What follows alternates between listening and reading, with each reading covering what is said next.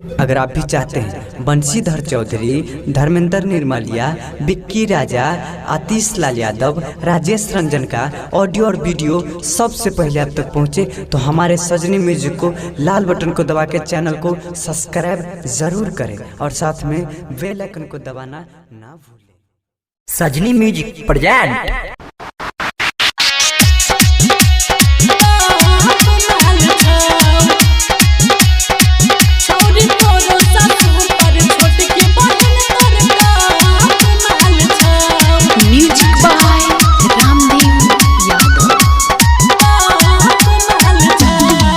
रूपा चांद से सुनर छाओ करे गोरे गोरे गाल छाओ। रूपा चांद से सुनर छाओ करे गोरे गोरे गाल छाओ। छौरी तोरो सासू पर छोट के बहन तोर टाप माल छाओ। छौरी तोरो सासू पर छोट के बहन तोर टाप माल छाओ।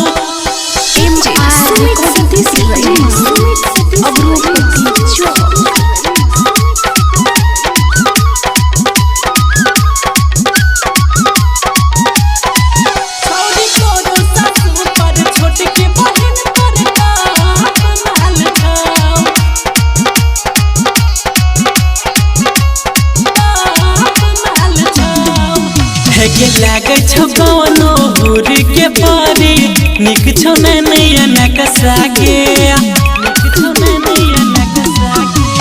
लागे छो कवनो हुर के पारी निक छो नैया नकसा के उता लागे छो ब्यूटीफुल तू फुटल जेना बकसा गे लचकै छो कमरिया ना हिरनी के चाल छो लचकै छो कमरिया ना हिरनी के चाल छो।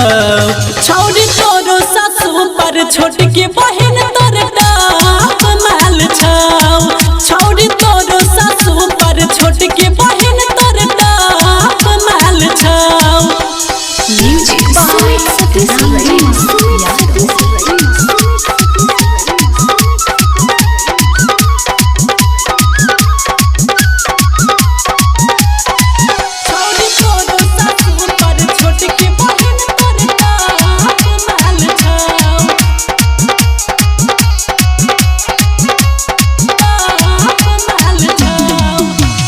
राइटर मोनी से नरेश रावत के केले छौ त पागल गे हे याद मोनी से नरेश रावत के केले छौ त पागल गे ढेर दिन से उतर हई वो करे पीछे हरदम लागल गे कहे राम देव यादव त करे बाल छौ।